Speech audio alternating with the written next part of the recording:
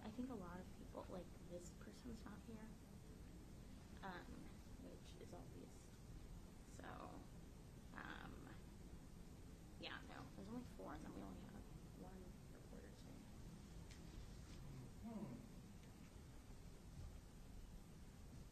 Will you let me know when he's coming down?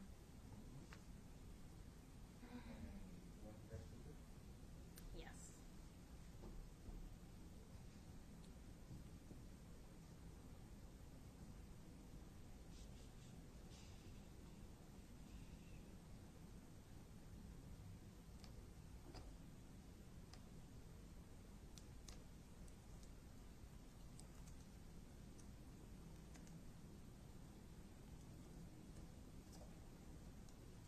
Hi.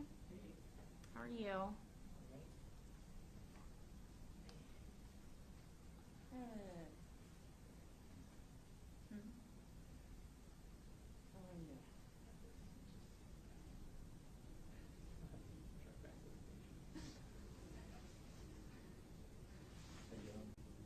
You start like at 11. You? Well, what I do is I wake up, observe emails,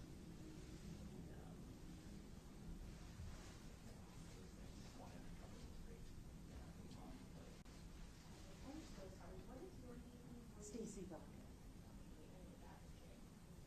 Okay. I'm trying to get like clarity of everybody already. Yeah. Pre-COVID, because no masks, and I'm slowly learning things. What's your name again? What's your name? Sloan. Sloan, okay. Yes. Yeah. Oh yeah, I probably should. Yeah, sorry, I'm Sloan. I'm advanced Sloan. with Claire now, so. Yeah, we That Claire and I girl. go way back to March, you know, it's like. I know. It's wild. Name tags. Name Hi. tags. Yeah, I know. Yes. 6 reporters in here. Yeah. Maybe a little too much. Have you been to?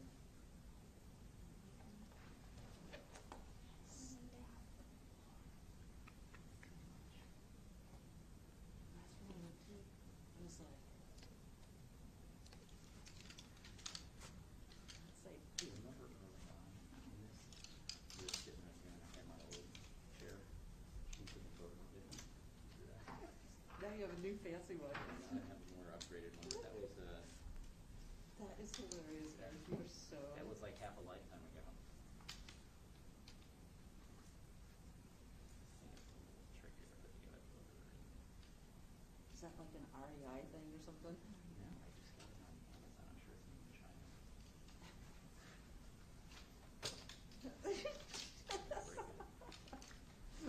Sorry. Some days it's easy and other days it's The other days it just wants to give you a hard time. Yeah.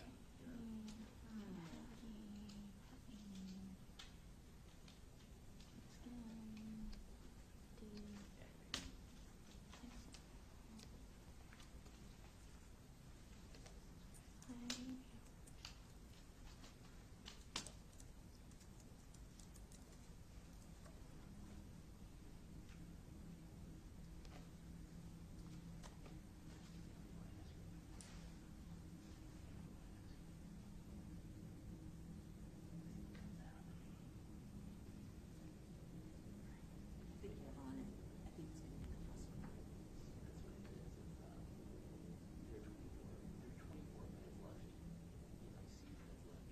So, did you see that? For two counties. One KPP has 24 ICU beds. Insane. Insane. Like you have a heart attack. You know. You don't want to be hanging out there. Yeah.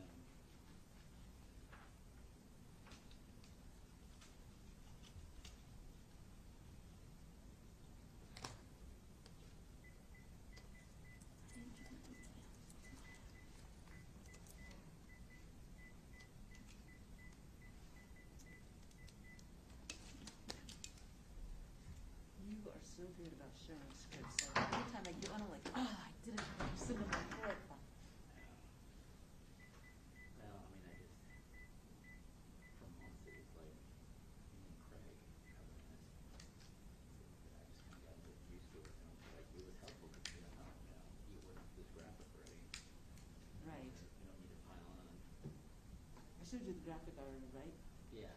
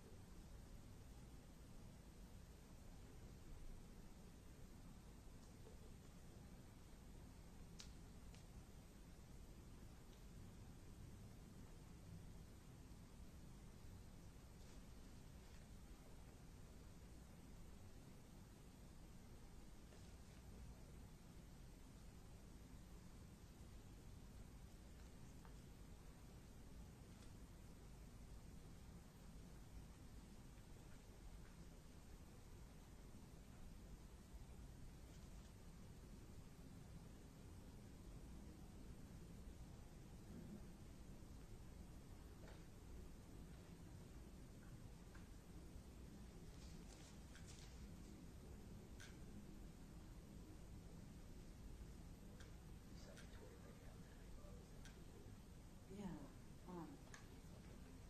Did it have, as the black and white one, you call this Heroes? Yeah.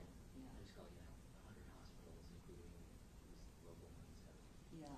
launched a social media public awareness campaign. No, I did see that, thank you.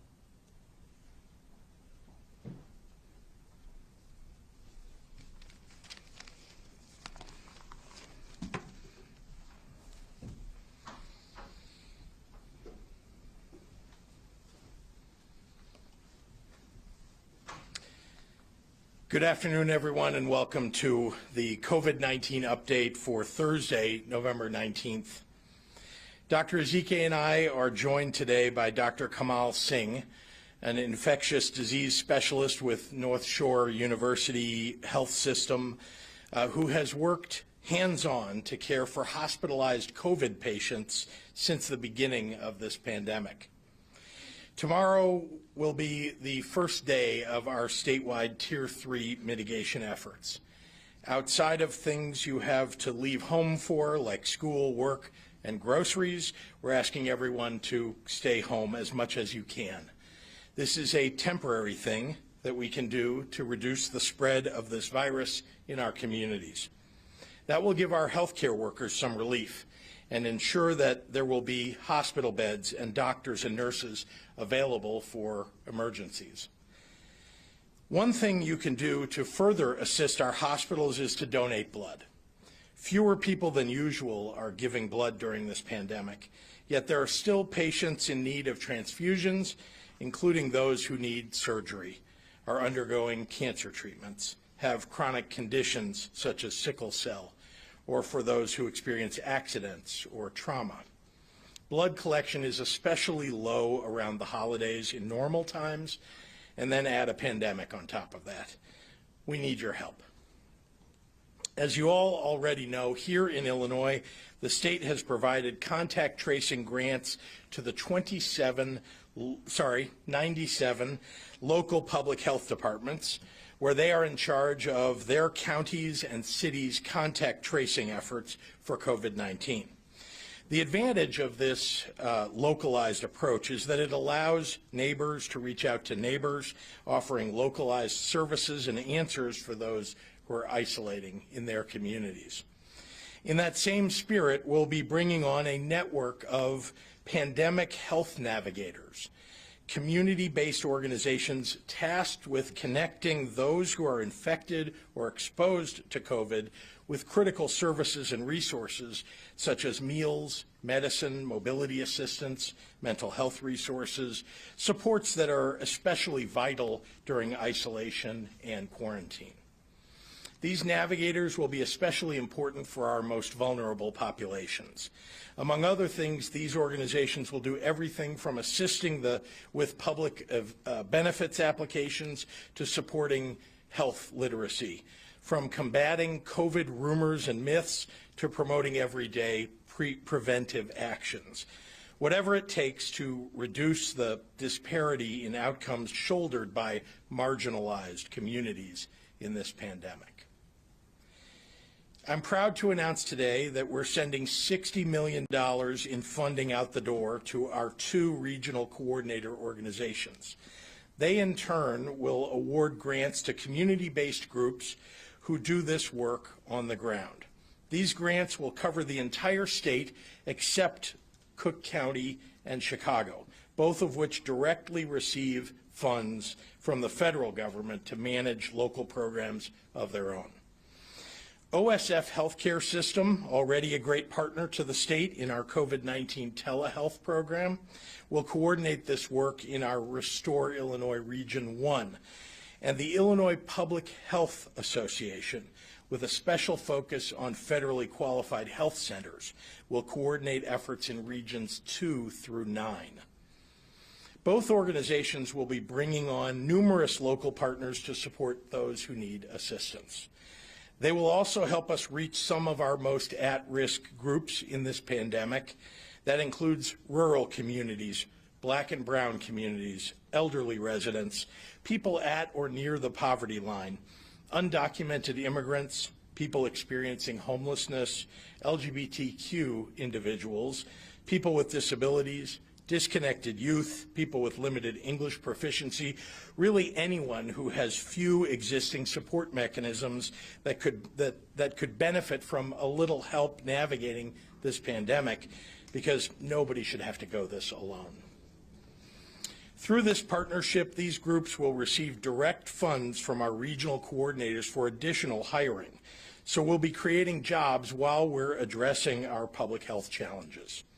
If you're a leader of a deeply rooted grassroots organization outside of Cook County who might be able to take on this work, we have a link on our Department of Public Health website to submit your information to our regional coordinators.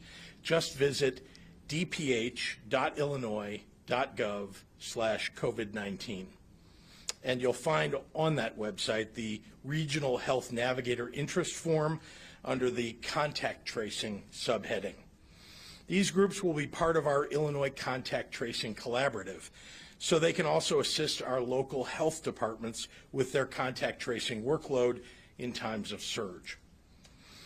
We continue to see concerning trends statewide in our hospitalization data, but in the most recent 2 or 3 days, we've seen a hint of leveling in new cases and positivity rates in most of our regions. It's too early at this point to determine if this stabilizing of the average is a meaningful trend or an anomaly, but we're glad to at least have a pause in our upward movement.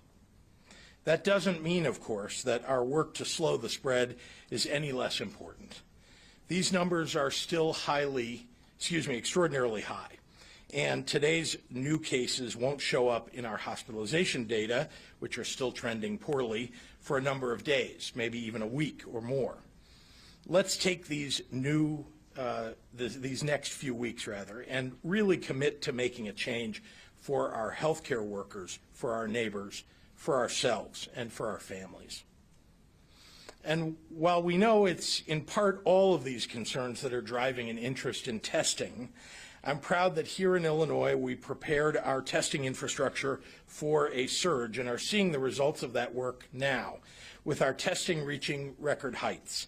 Illinois is now averaging a 6-digit 7-day testing average, now above 101,000 tests on average per day. This comes as today we report our second highest single day of testing ever at 113,447. Remember, you can't test your way to safety in a pandemic, but we're doing everything in our power to expand testing availability to make sure that it's there for you and your family when you need it, so you can get the answers that you and your family need and do what it takes to keep others safe too. You can find the nearest site for testing at dph.illinois.gov/testing. Thank you, and I'd like to turn it over to Dr. Ngozi Ezike.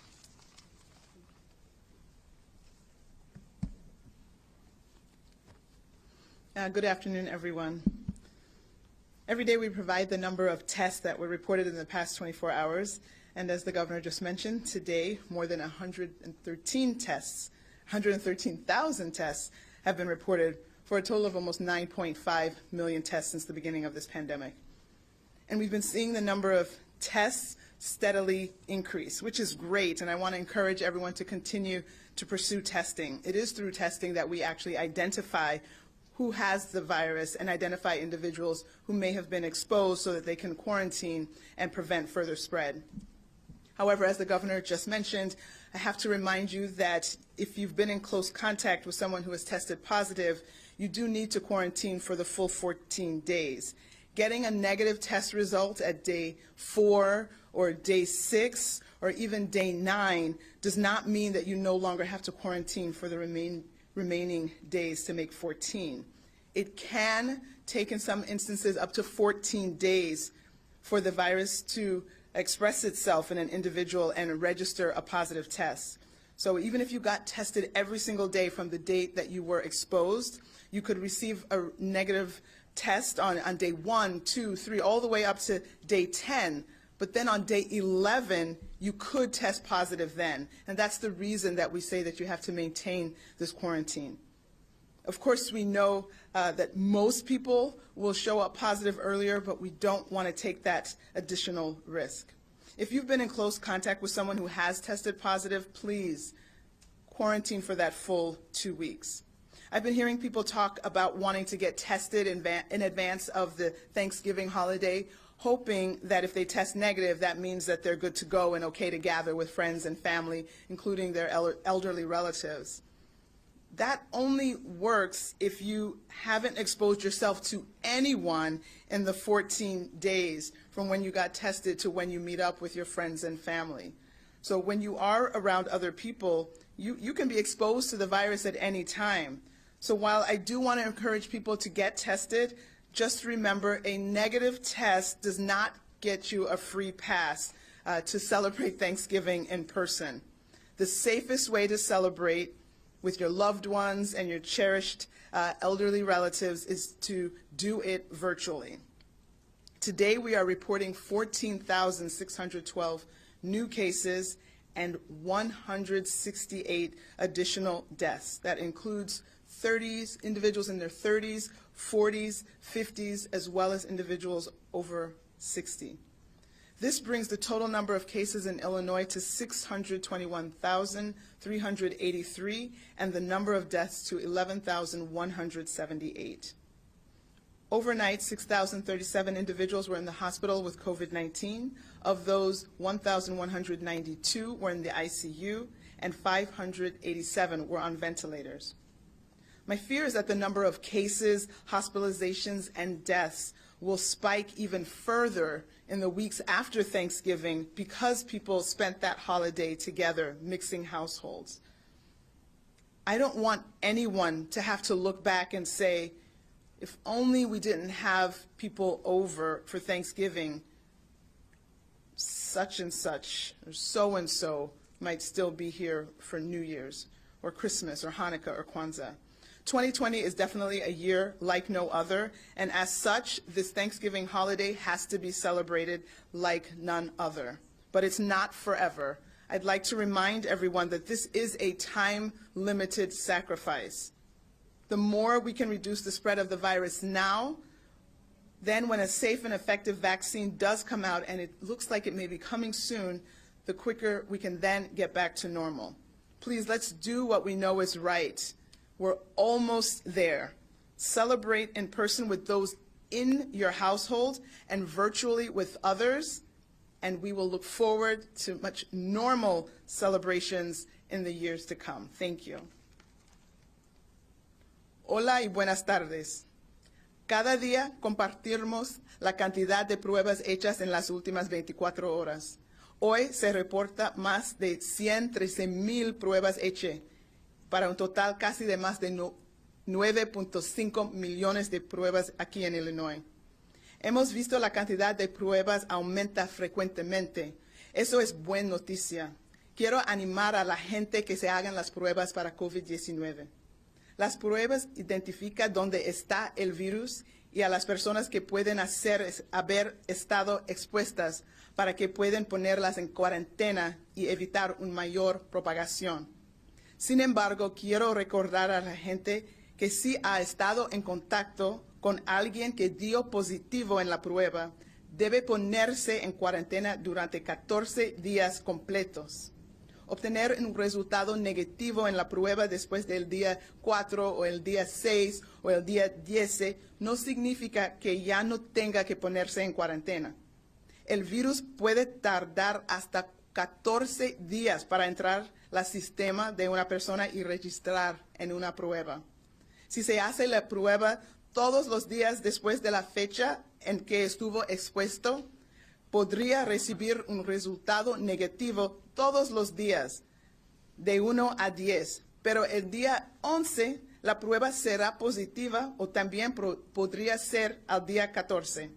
Es por eso si ha estado en contacto con alguien que dio positivo, debe estar en cuarentena durante 14 días completos. ¿Ha escuchado a personas hablar sobre querer hacerse la prueba antes del Día de Acción de Gracias con la esperanza de que si dan negativo, eso significa que está bien reunirse con familiares y amigos? Eso solo funciona si no ha estado expuesto a nadie en los 14 días desde que se hizo la prueba hasta que ve a sus amigos y familiares. Cuando está cerca de otras personas, puede exponerse al virus en cualquier momento. Entonces, si bien quiero animar a las personas a que se hagan la prueba, pero una prueba negativa no le da un pase gratis para celebrar el Día de Acción de Gracias en persona. La forma más segura de celebrar y agradecer este año es hacerlo virtualmente. Hoy informamos 14,612 casos nuevos y 168 muertes adicionales. Esto trae el número total de casos aquí en Illinois a más de 621,000 y el número de muertes a más de 11,100. 6,037 personas estuvieron en el hospital con COVID-19, de ellos 1,191 2 pacientes estaban en la unidad de cuidados intensivos y 587 personas estaban en ventiladores. Mi temor es que la cantidad de casos, la gente en el hospital y muertes aumenta más en las semanas después del Día de Acción de Gracias, porque la gente pasaron el día juntos con mucha gente. Odiaría que la gente mirara atrás y dijera, si no tuviéramos invitados para el Día de Acción de Gracias, todavía estarían con nosotros para disfrutar de la Navidad, Hanukkah o Kwanzaa. 2020 es un año como ningún otro, y esta temporada navideña no será como ninguna otra. Me gustaría recordarles a todos que este es un sacrificio solamente para ahora. No siempre será así. Si podemos reducir la propagación del virus ahora, cuando salga una vacuna segura, más rápido podremos volver a la normalidad. Por favor, hagan lo que sabemos que es correcto. Celebre en persona con las personas de su casa y virtualmente con otras familiares. Muchísimas gracias por su apoyo. And with that, I will turn the podium over to Dr. Singh.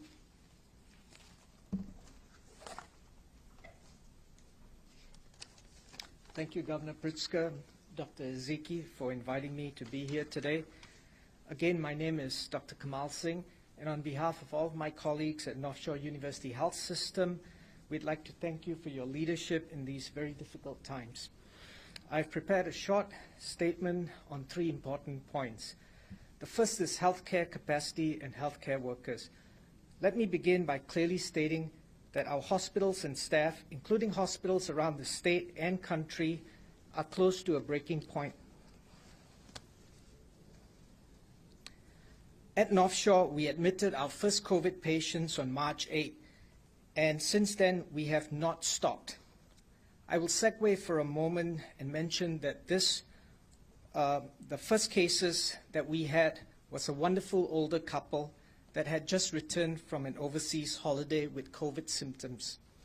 As is common with this virus, the wife recovered and was discharged home well, but her husband got worse at week 2 and was eventually put on a breathing machine. He expired 1 week later. This was a traumatic and a significant realization for me that this is truly a lethal virus and that we will lose many more patients. Our second surge began a month ago today, and we are filling hospital and ICU beds at North Shore and around the state at an exponential speed. Our staff are already exhausted after 9 months of a physical, mental, and emotionally exhausting battle. I know at times that numbers can just fly over our heads, but to put it in simple terms, 1 in 5 hospitalized patients will die of COVID-19 infection. We are accumulating new infections at the rate of more than 1 per second, and every minute a fellow American dies of the virus. It reminds me of growing up during the Vietnam War. I could never wrap my brain around the numbers of soldiers' lives lost, but the pictures were terribly compelling. Unfortunately, I can't show you pictures of the suffering of our patients, but hopefully you can tell from the tone of my voice that this is a real human tragedy. Our staff have been doing an amazing job to care for each and every patient, but it hasn't been easy to witness so much illness, and this has truly been, for us, a 21st century mass casualty event. Secondly, I want to stress we can defeat this virus and flatten the curve. This is the second worldwide SARS coronavirus outbreak that I have been involved in, and I can tell you that we can beat this virus. In 2003, we defeated the first SARS coronavirus in 6 months with nothing more than very aggressive public health measures. Many countries like Australia, New Zealand, Singapore, Hong Kong have demonstrated you can control the spread of this COVID virus with strict social distancing, mandatory mask use, testing and isolation of infected patients, contact tracing, and quarantine of exposed individuals. We need everyone to understand that this battle will be won outside the hospital, not in it. Once you're in the hospital, the cat is out of the bag. We have to take the fight out in the community, because the only way we can beat this virus is to stop transmission out there and prevent our friends and family members becoming sick and then needing hospitalization. This in turn will also reduce the stress on our healthcare systems and our staff. Our message to you is, we stay in the hospital for you and we need you to stay home for us. Finally, I'd like to say something about mitigation, including both private and public behavior measures.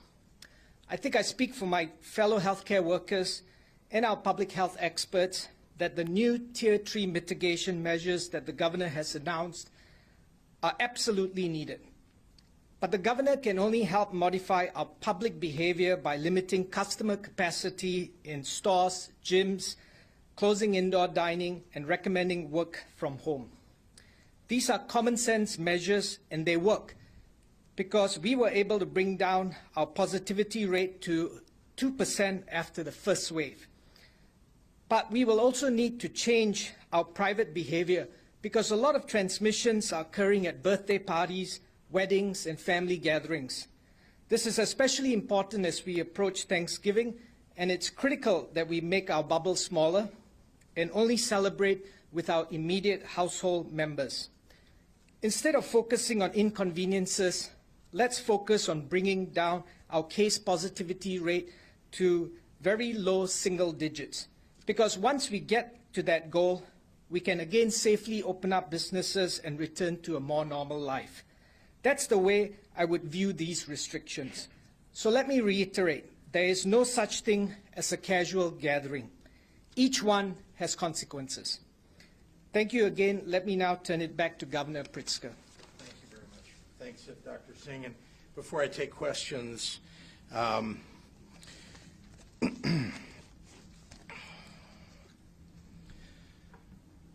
every day I stand up in front of you and try to answer questions as honestly and openly as I can. Some people might not agree with my answers, but I think it's important that when you have been elected to a position of public trust, that you work every day to earn that trust. I know this is true for many people, but the last 8 months have been some of the hardest that I have ever faced. Every morning now, I wake up and I know that what awaits me are mostly terrible choices that come with horrible costs. And I know that every day at 2:30, I'm going to stand in front of you and answer for those choices. That is the job of an elected leader. When I took office almost 2 years ago, I knew that I needed to do at least one thing: end the massive dysfunction of the Rauner years. If that meant working with people that I disagree with, Democrats or Republicans, then I was willing to do that. And I have done that. When it comes to the law, I don't have any ability to predict how this investigation by the U.S. Attorney into Speaker Madigan's actions is going to conclude, and I would not even try. I firmly believe that anyone accused of a crime and those who face accusations of wrongdoing are innocent until proven guilty. But that's not our standard for holding higher office. Instead, here's what we all know. The pay-to-play quid pro quo situation outlined in these indictments released last night are unspeakably wrong. Anyone who concludes otherwise is insulting the public. If Speaker Madigan wants to continue in a position of enormous public trust with such a serious ethical cloud hanging over his head, then he has to, at the very least, be willing to stand in front of the press and the people and answer every last question to their satisfaction. Written statements and dodged investigatory hearings are not going to cut it. If the Speaker cannot commit to that level of transparency, then the time has come for him to resign as Speaker. We are at an incredibly difficult moment in our state. We are all overwhelmed with decisions of life and death and economic distress. The people of Illinois do not deserve a political circus on top of that. I've maintained from the beginning that legislators have a right to make their own decisions about who leads them, and I continue to feel that way. These legislators alone hold the unique power to elect the Illinois Speaker, and I trust that they will think long and hard about the duties that they owe to the people that we all work for. Thank you, and I'll be happy to take questions. Governor, are you calling any lawmakers, and are you doing anything to convince them not to vote for the Speaker? Look, the legislators themselves know that what they need to consider. They're the ones who ultimately are going to decide whether the Speaker is going to continue. But you, as the highest-ranking Democrat in the state, certainly have influence, sir. Look, I speak with members of the legislature all the time. I have not spoken with members of the legislature since last night. And I'll say it again, you know, if Speaker Madigan wants to continue in his position of enormous public trust, then he has to answer questions for the public, for the press, to their satisfaction until every last question is answered. And if the Speaker can't commit to that, he ought to resign. Eric. I was going to say, so Dr. Singh said, this number that sort of just jumped out at me, 1 in 5 people hospitalized may die of COVID infections. Do we know what that figure is in Illinois specifically? We can get that for you. Is that a nationwide figure, Dr. Singh? Yeah. We'll get you the number for Illinois. Governor, you kind of painted a picture that, oh, well, at the beginning, that we're seeing this bit of a change here, but it may be an anomaly. But what do you have to say about the dire situation?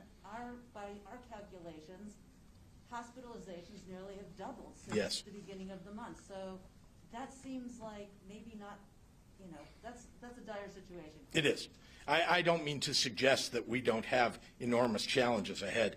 But following on, Eric yesterday had mentioned, and it's true, that we had a few days of moderated, I say moderated, it really was just a flat number of infections that were being reported. Today it went up, although the number of tests went up also significantly. And so I continue to watch it on a day-to-day basis, but there is no celebrating here. We have a lot of work to do. These numbers don't come down in 1 day or 2 days after you put mitigations in place. So we want to watch those mitigations over at least one incubation period, which is 2 weeks, and really we're going to be watching them over 2 incubation periods, because then you really, hopefully, will see the numbers going the right direction. And if not, you know, we'll have to take further measures. What would you like to say about hospitalizations since they've nearly doubled since November 1st? This is a horrible situation. I mean, we all have the ability to bring those hospitalization numbers down going forward to protect our hospital workers. One of the reasons that Dr. Singh is here is to represent them and plead with the public that we need people's help to protect these heroic healthcare workers. We all remember seeing the videos from last spring, some even now. I think you may have seen the one of the nurse from South Dakota who was talking about how sad it was what was going on in the hospitals now. We've all seen that hospitals are getting jam-packed sometimes. They did last spring. They're getting there now, particularly the smaller hospitals in rural areas. And so we're just, you know, we're trying to communicate to people that we've got to bring the infection number down so that we can bring the hospitalization number down. Even with a flattening of cases, even if there is a flattening of hospitalizations in the next few weeks, I mean, we're hearing from hospitals that workers are being asked to come in on their days off. They're working extra shifts, longer days. I mean, how long can just the hospital worker system sustain this pace? Do you have an estimate? I can't estimate that. I mean, I will say that many of them are working double shifts. Many of them are working longer hours than they normally do. We're certainly searching, trying to help them, finding staff across the country wherever we could. You know that I issued an executive order that allowed people to come into the healthcare industry who are either just on the verge of getting their degree so that they could come to work, or people who have retired and are willing to come back, and we'll give them back their license in order to do that. So we're doing everything we can to expand the pool, and then the hospitals themselves, which are responsible for managing their the number of people that they can fit in the hospital and the staffing, they're doing a lot of the work right on the front lines. Despite the CDC guidance today on Thanksgiving travel, your guidance for Illinois, I think AAA is estimating 50 million Americans still hitting the roads. What's your message? Be safe. I mean, I look, I would rather you stayed home.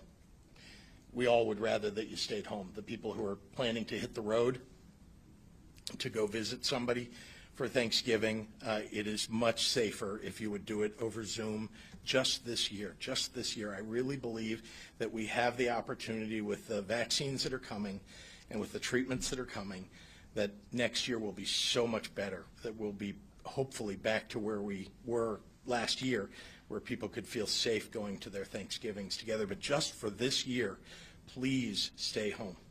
We'll do one more in the room, and then we got to go online. Can we talk to the doctor? Of course. Doctor, can you spell your first and last name, make sure we have that correct? Sure. First name is Kamaljit, spelled Kamaljit. Last name Singh, Singh. J-I-T-S-I-N-G-H? Yes. Okay. You started off by saying the healthcare system is at a breaking point. Can you describe what you're seeing, what you're experiencing, staff members, doctors, nurses? Are they exasperated at this point? They are. Well, so the thing that's, as I mentioned, that's most compelling to them is that this is something that's preventable.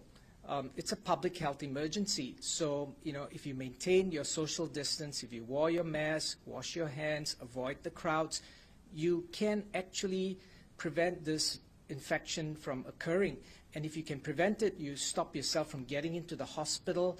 And that part of it is where the frustration is we hear about people attending birthday parties, going to weddings, and then spreading it to their family members, those family members ending up in the hospital. So that's one frustration, is that we see it and we say, oh my God, you shouldn't even have been here. This is a tragedy. Now, a lot of those are circumstances beyond their control, because the aunt goes to a wedding and comes over to visit you, and you get infected, you end up in the hospital. So that's the one tragedy of this. The second thing is we are also part of the community. So this has a personal impact on all of us. And unfortunately, if you look at the data throughout the country, including here in Illinois, the majority of these deaths are occurring in elderly patients. And we have to watch them slowly die right in front of our eyes, when acute care hospitals are really designed to make people better and get them home quickly. But we know that with this virus, it is going to do what it wants to do. We have a few tools in our armamentarium now, which we didn't have before, so that's a huge blessing in itself. But still, unfortunately, this is often a battle between the patient and the virus, and someone's going to win it. We're just there to try and support them as much as possible. And then finally, yes, we are exhausted. We have been doing this for 9 months. And it does wear on us because, it's emotionally taxing, it's physically taxing, it's mentally taxing, because it's unrelenting. And in many instances, there's very little we can do other than to let the disease take its course. And that is also tragic, and it's not something that most of our colleagues are used to seeing. Not to mention that even some of our own colleagues have come down with the illness, and we've had to look after our own fellow colleagues, and that's also traumatic in itself. So overall, we want to see this stop, and the best chance of doing that is to understand that this is a public health problem, and it is preventable. Many countries have shown without vaccines and fancy drugs that we can control it. Let's do that and focus on getting our rates down, because once they're down, you can go back to the normal life that you had before. Thank you. All right, thanks, guys. Mike Militich from Quincy Media. Governor, who do you feel is the most fit to replace Speaker Madigan in January? Well, that's certainly a decision that will be made by the legislators themselves, the House members. They're going to certainly vote on that. I think that vote is in early January. But, I will work with whoever it is that becomes the Speaker of the House. Dr. Ezike, with regards to hospitalizations, are we seeing long stays in the hospital, shorter hospitalizations, or are people spending about the same time in the hospital with COVID as they were last spring? Yeah, and Dr. Singh can speak for his hospital, but it looks like there's a little bit more rapid turnover, which may be a good sign, saying that people maybe aren't all getting as sick as they were before. And of course, we know that that's due to the fact that we've learned so much from that first wave in terms of caring for patients and more effective treatments. We know that there are ways that we can prevent some of the sequelae, like the clotting abnormality, the thrombotic complications. We do have some meds that, if administered early, can shorten the hospital stay. That is what remdesivir has been proven to shorten hospital stay. So that means if you get it, you might be able to turn around quicker and empty that bed so that fortunately another patient is waiting to take that bed. But we do think that's the case, and I'm sure maybe you're seeing the same. Shia Politico, Governor, can you talk about the balancing act you and other governors face in wanting to wrap up mitigation without angering or upsetting the residents you serve? Wanting to wrap up? Ramp. Oh, ramp up. Thank you. Thank you. Yes. First of all, my number one consideration is not whether someone's going to get angry at me. It's whether I can save a life or save the lives of people who are potentially going to get sick. And so that's what I think about every day. And, it's frankly, obviously I listen to the people in industries who are affected by mitigations. I listen regularly to people who are concerned about, the restrictions that they feel have been placed upon them. But, I'm not the one in the end who is causing these restrictions to be imposed. Truthfully, this virus is taking people's lives, and it's my job, it's Dr. Ezike's job, Dr. Singh's job, actually, though he doesn't work for the government, but it is our job to keep people alive so that we can get to the other side of this. And we are close, folks. We are close. I mean, you can see the vaccines are coming, and if you could just hang on, just wear your mask, keep your distance, get a flu shot, we're going to get there. Jim Leach at WMAY. Will all state workers who can do so be working from home as of tomorrow? How will that impact operations at agencies like IDES? We're trying to, have similar rules for state government as we have for offices, for example, in our mitigation plans. There obviously are certain circumstances where you can't ask people to do that because we have a duty to serve people in our state. So we don't expect that there will be any ramping down of people who are serving those who are seeking unemployment benefits. We continue to whittle down any backlog at IDES. Dan Petrella at the Tribune. How does the weakened position of Speaker Madigan affect your ability in the short term to negotiate with legislative leaders on solutions like a budget shortfall? Well, I don't think it has an enormous effect in the short run. We are continuing to have meetings. I am with a variety of legislators, the leaders, individually as well as collectively. So, we're putting together a plan. That plan will be something that will, I hope, garner support from both sides of the aisle. But, whatever it is, we're going to get it passed by the legislature because we need to. All right, that's all we got. Thank you.